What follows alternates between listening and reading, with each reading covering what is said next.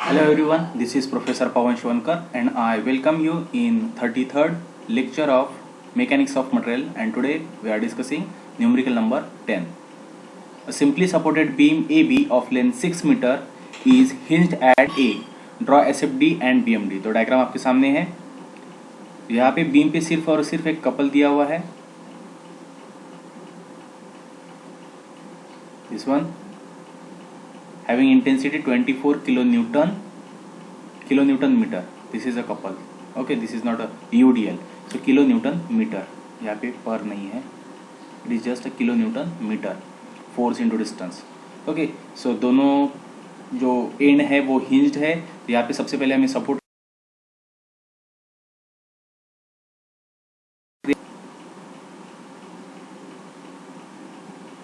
ये आपका suppose beam है, सॉरी थोड़ा सा, हाँ ओके, दिस इज बीम और यहाँ पे सपोर्ट है ए और यहाँ पे है बी, ओके, और ये पॉइंट है सी जहाँ पे 24 किलो न्यूटन मीटर का कपल लगा हुआ है। डिस्टेंसेस आपके सामने है। अब डायरेक्टली यहाँ पे हम जहाँ पे सपोर्ट है वहाँ पे वर्टिकली अपवर्ड डायरेक्शन शो नहीं कर सकते, क्योंकि ये जो कपल है 24 किलो न्यूटन मीटर का, ये बीम को इस डायरेक्शन में रोटेट करने की कोशिश करेगा, बराबर है, क्योंकि ये कैसा है, क्लॉकवाइज घूम रहा है, तो क्लॉकवाइज बीम को टिल्ट कराने की कोशिश करेगा। सो अगर इसको एडजस्ट करना है इक्विलिब्रियम कंडीशन में, तो यहाँ पे आपको फोर्स ऐसा लगाना पड़ेगा और यहाँ पे ऊपर लगाना पड़ेगा। These are the directions required to bring a beam A B in equilibrium. Okay, समझ में आ गया?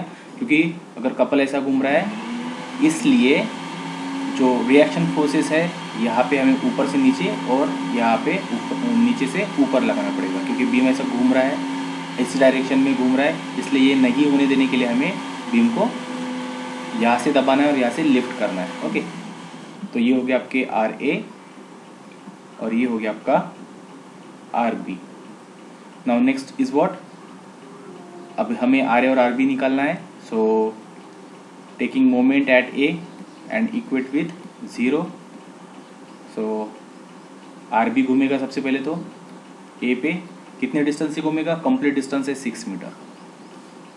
उसके बाद में ये हमने कैसे घुमाया, ये घूम रहा है आपका आर बी, कैसा घूम रहा है आपका आर बी घूम रहा है एंटी क्लॉकवाइज, प्लस लिया, और बाद में दूसरा क्या है, डायरेक्ट एक कपल दिया है 24, वो कैसे घूम रहा है क्लॉकवाइज, सो माइनस लिया, सो माइनस 24। ओके, इसको कुछ डिस्टेंस लगेगा क्या, नहीं, क्योंकि डायरेक्टली ये कपल है इसलिए equal to 0। Hence R B आ जाएगा इजीली आपके पास में, R B equal to 24/6, so ये आ जाएगा 4 kilo newton. Got it? Clear है? ये समझ में आ गया? अब आर बी आया 4 किलो न्यूटन, तो आर ए कितना होना चाहिए, R A equal and opposite ही है ना आर बी का, क्योंकि दो ही फोर्सेस है हमारे पास में। सो आर ए हो जाएगा -4 किलो न्यूटन। तो इस हिसाब से हमने दोनों रिएक्शन फोर्सेस कैलकुलेट कर लिए है। ओके, आर ए निकल गया और ऊपर आर बी भी निकल गया यहाँ पे। नाउ अब हम शेयर फोर्सेस ड्रॉ करेंगे हर एक पॉइंट पे। सो शेयर फोर्स एट कितने पॉइंट है हमारे पास में, सबसे पहले हम न्यूमेरिकल को इधर से सॉल्व करेंगे। ये हो गई राइट हैंड साइड, यहाँ से स्टार्ट करेंगे। तो सबसे पहला पॉइंट है हमारा बी। अब ये कौन सा बीम है, फिर से सिंपली सपोर्टेड ही है। ओके, सो पॉइंट ए और बी पे बेंडिंग मोमेंट 0 होंगे, शेयर फोर्स सभी निकलेंगे। तो बी पे कौन सा फोर्स है, आर बी है। आर बी कितना है, 4 किलो न्यूटन, और कैसा है, वर्टिकली अपवर्ड है। हमें कैसे चाहिए, वर्टिकली डाउनवर्ड। फिर से एक बार देख लो, ये बीम है, ये सेक्शन, ये राइट हैंड साइड, ये लेफ्ट हैंड साइड। तो राइट हैंड साइड में वर्टिकली डाउनवर्ड और लेफ्ट हैंड साइड में वर्टिकली अपवर्ड, ये शेयर फोर्स पॉजिटिव रहेंगे। तो हम राइट हैंड साइड चेक कर रहे हैं, हमारा फोर्स वर्टिकली अपवर्ड है, इसलिए ये माइनस रहेगा। नेक्स्ट पॉइंट है आपका सी। सी पॉइंट तक देखोगे क्वेश्चन में, सी पॉइंट तक फिर से कितने फोर्सेस है, सी पे तो कपल है या फिर बेंडिंग मोमेंट है, वो हम कैलकुलेट नहीं करेंगे शेयर फोर्स में, वो हम बेंडिंग मोमेंट में कंसिडर करेंगे। तो सी तक फिर से जितना बी पे है उतना ही फोर्स है, सेम कैरी फॉरवर्ड हो रहा है। सो 4 किलो न्यूटन, और वो भी माइनस वाला। लास्ट पॉइंट है आपका ए पॉइंट पे क्या हो रहा है, ए पॉइंट पे उतना ही फोर्स आ रहा है पहले तो 4 किलो न्यूटन का, वो भी माइनस, और आर ए पे 4 किलो न्यूटन का फोर्स है फिर से, और वो वर्टिकली डाउनवर्ड है तो इसलिए पॉजिटिव, सो 4 किलो न्यूटन, तो ये हो जाएगा आपका 0। ठीक है, इसलिए फिर यहाँ पे अगर शेयर फोर्स डायग्राम हम ड्रॉ करते हैं तो ये पॉइंट आपका बी, यहाँ पे आपका सी, और यहाँ पे ए पॉइंट है। तो बी पे कितना फोर्स है, -4 किलो न्यूटन, माइनस है इसलिए नीचे जाओ, हम क्या ड्रॉ कर रहे हैं यहाँ पे, S F D, shear force diagram.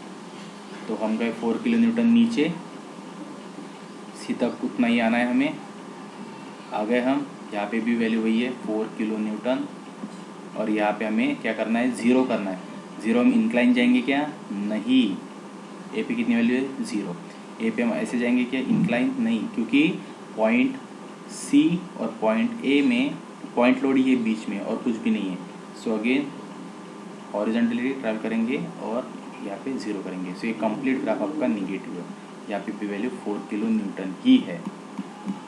Clear है, समझ में आ गया। नाउ अब हम बेंडिंग मोमेंट वाला कैलकुलेशन करेंगे। बेंडिंग मोमेंट में हर एक पॉइंट पे, जैसे अभी यहाँ पे दिखाया हमने, यहाँ पे आर बी की वैल्यू हमारे पास में 4 किलो न्यूटन है, आर ए की वैल्यू भी 4 किलो न्यूटन है। तो अब बेंडिंग मोमेंट निकालेंगे। सो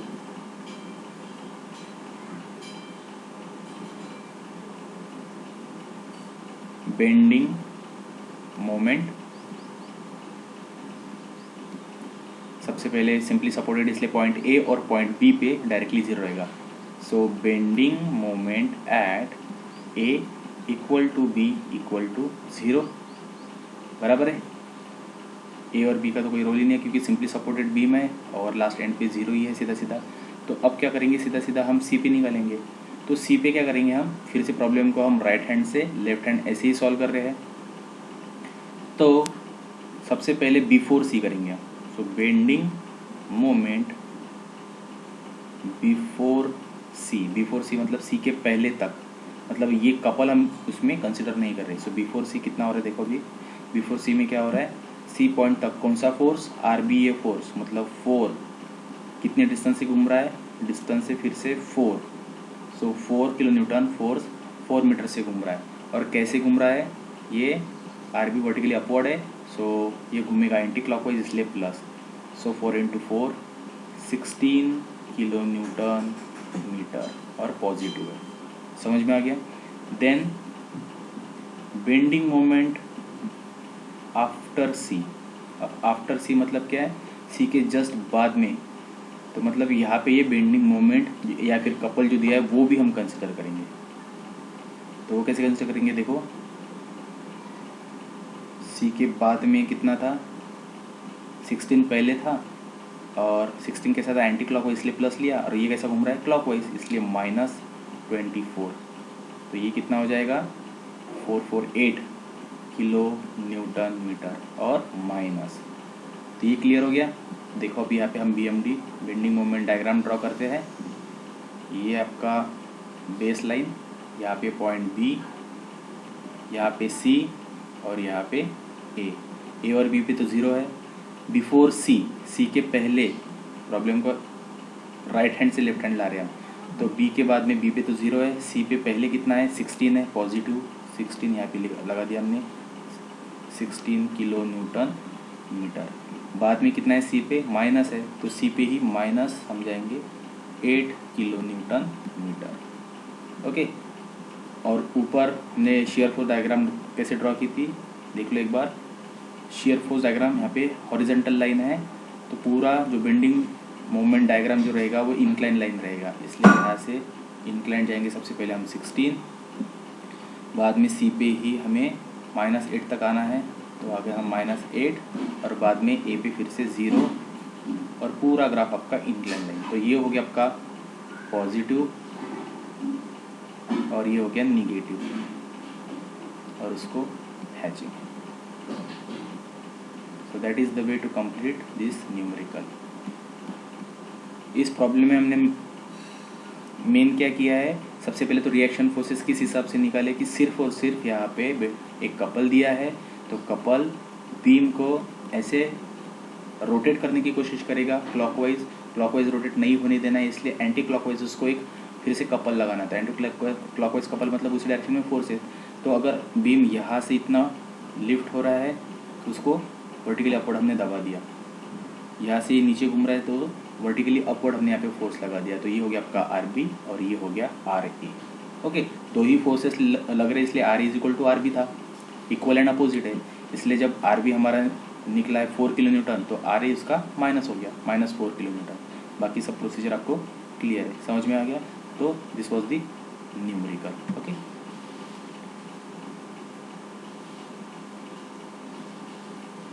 जैसे ये भी न्यूमेरिकल वैसे ही, बस इसमें एक्स्ट्रा पार्ट क्या है, एक 1000 न्यूटन का यूडीएल है और 15,000 का एक कपल लगा हुआ है।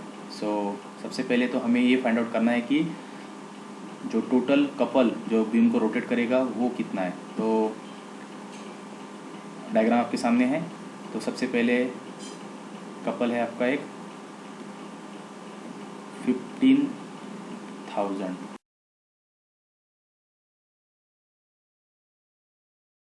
न्यूटन पर मीटर नहीं रहेगा, न्यूटन मीटर रहेगा। और यूडीएल की वजह से अब मैं सपोज निकाल रहा हूँ बेंडिंग मोमेंट एट ए निकाल रहा हूँ सपोज। तो बेंडिंग मोमेंट एट ए क्या रहेगा, सबसे पहले तो ये कपल तो डायरेक्टली इसको डिस्टेंस की ज़रूरत नहीं है, तो 15,000 और कैसा है, एंटी क्लॉकवाइज है, ठीक है, एंटी क्लॉकवाइज।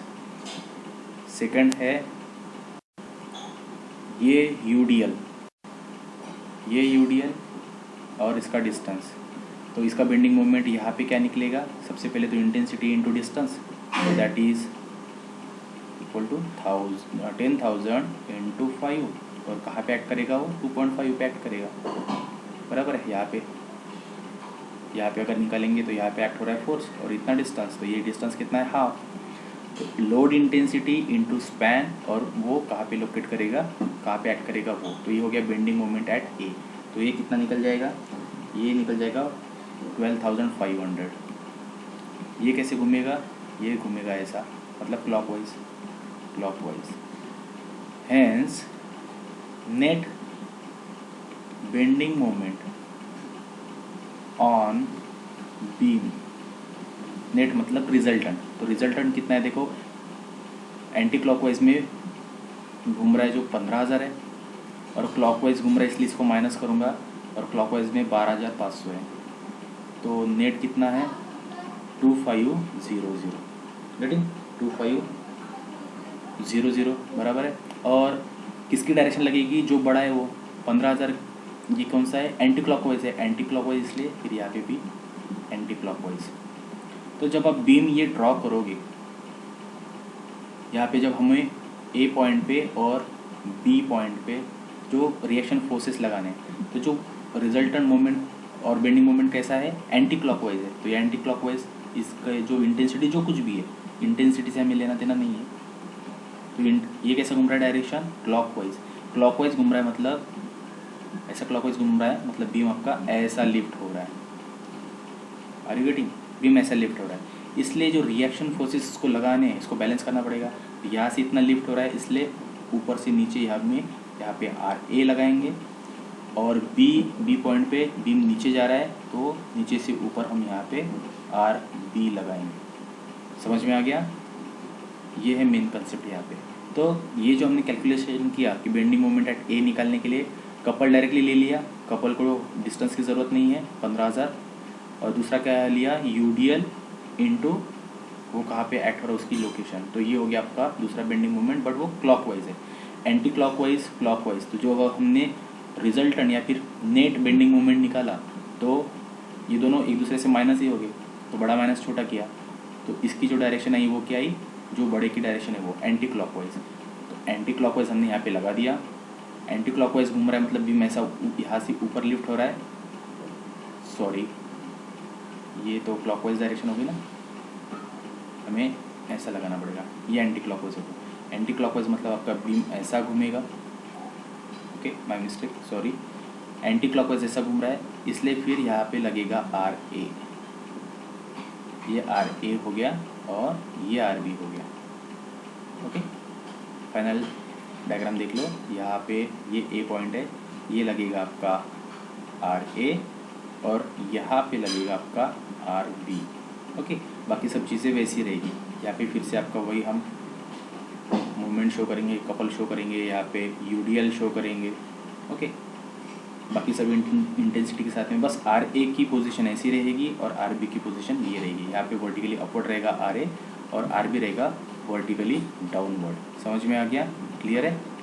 तो ये तो हम यही न्यूमेरिकल नेक्स्ट लेक्चर में कंटिन्यू करेंगे। So right now we will stop here.